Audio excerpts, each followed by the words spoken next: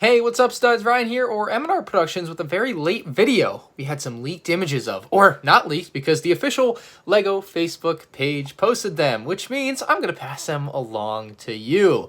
Let's take a look at the LEGO Star Wars UCS Mos Eisley, heavily rumored to cost $350. I'm pretty positive on that at this point, having seen the set, so let's take a look. Now, if we take a quick look at some of the text, I did a quick Google Translate. Basically, it just says, if you're VIP, you can order this on September 16th, which means we're getting this on September 16th, which is a mere 14 days away. We're 2 weeks away from the release of this set, which is awesome to see. Now, I guess I'll talk first about the box art of the set, which brings back that all black look from basically all the 18 plus sets. However, it's got a hint of color. They put in the dual suns of Tatooine, which I think is a really nice touch of color there in the top right and on the side of the box. The box also does say Mos Eisley Cantina with the Star Wars logo on it, much like we saw with the UCS A-Wing earlier this year. We also have an official piece count at 3,187 pieces, which is a lot. It's more than I actually was expecting to see. I'm pretty sure it's more than we had with Bespin a couple years back, so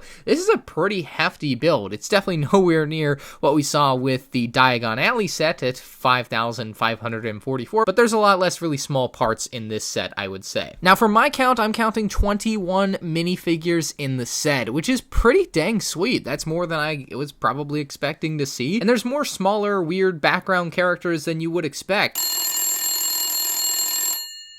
I'm in the middle of recording. Say hi. Hell yeah.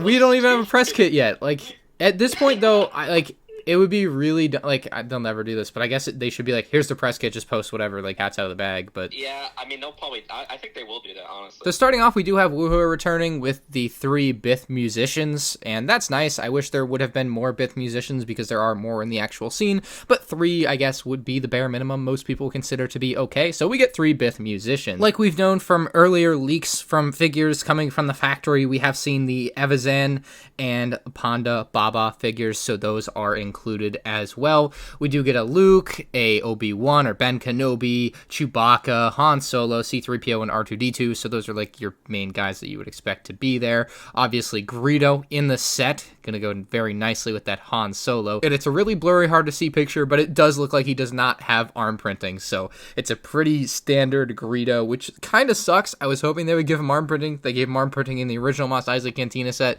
so it's a bit of a letdown to see him not have arm printing here. We do have a couple of Sand Troopers. Not really sure why there's a blue crystal next to them. I don't know what importance that plays in the scene. I don't remember, but yeah, that's there. And then we do also have the Imperial Spy. At first, I thought that was Darth Vader, and I was like, why is Darth Vader in this set? And then I was like, no, he's too gray. It's the Imperial Spy, I believe, so that seems to make sense. There are a couple characters there that I don't really know. I think one of them is Cardu Sai Maluk, and I believe he's like the same species as the guy we saw in The Mandalorian in the Bill Burr episode with like the devil horns. I'm not sure. That's just what it looks like to me from afar, and then he's talking to another character there. We also have Cabe, who is that dwarf bat-looking creature guy in the back in that little separate building. We have a Jawa, and then finally the guy with the long neck. I believe his name is Moma Nadan. So a lot of internet research there to get all those names mostly correct, hopefully, and that is all 21 characters included in the set. Now, there's also a couple of vehicles. There's the Ubrikian 3000, which we actually saw the first rendition of back in 2018 with the Mos Eisley Cantina set from then. However, this newer version features a bit of a darker color scheme with the same kind of all-white design, except they use black dish pieces. I think that's different from the original design. It's very startling looking to me, like compared to the other one. So I like what it looks like, but it's just different from what we had from the original Mos Eisley Cantina set from 2018, which is the first time we saw that. And then I believe the other speeder is the Lars family speeder, and it's a Soro Sub V35 land speeder from what I can tell doing some quick internet research. It looks good. It's better than Luke's land speeder. I'm honestly kind of disappointed Luke's land speeder wasn't included in this set, because it honestly would have just been really funny, right? Like, for the memes, that's all I wanted it for, but it was pretty obvious that it shouldn't have been in this set, and it's not, which is ultimately a good thing, even though it would have been funny if it was. So those are the 2 kind of vehicles included in the set. I'm a little disappointed that there's no, like, spaceport area or anything with, like, a midi-scale Millennium Falcon. That was something I was really hoping we might see come into a set like this, but there was just nothing like that included.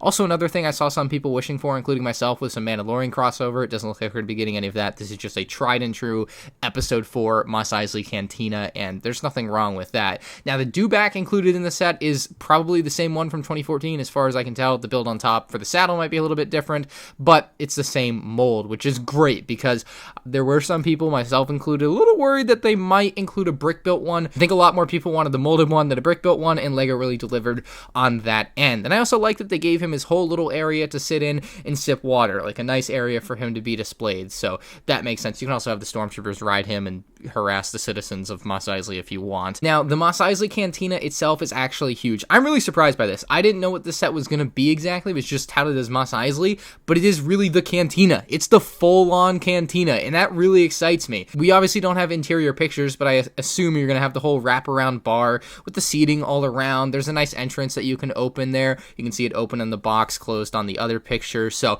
it looks freaking amazing. And then through the top, you can actually like reach your hands in. I'm sure the space up there isn't huge to reach into, but that's an available option. And then I'm assuming you can also open up the set in some way, shape, or form. I'm just not exactly sure how the set is gonna open up, right? Like, it seems like a set that should be able to split down the middle and tear away so that you can actually access the interior really easily. I'm expecting that, but I'm just not 100% sure how it's going to work. In fact, maybe it will come apart in 3 sections, a mid-section, a left and right section. Maybe that makes more sense just from looking at it. But overall, I really like the way that it looks. I'm really impressed with the size of this thing now that it's come out like this. It looks pretty incredible. Like, this is a full-on Mos Eisley Cantina. It puts the other ones to shame, which is good. It should. It's the UCS set, basically. Now, there's also this side build that we see some characters over at with like a little counter or whatever that there's a little awning above, and that looks really nice. That was actually leaked earlier this morning, but I don't think I can show that picture. There's a way better picture of that floating around though, and it looks really good though. It's a nice little side additive build.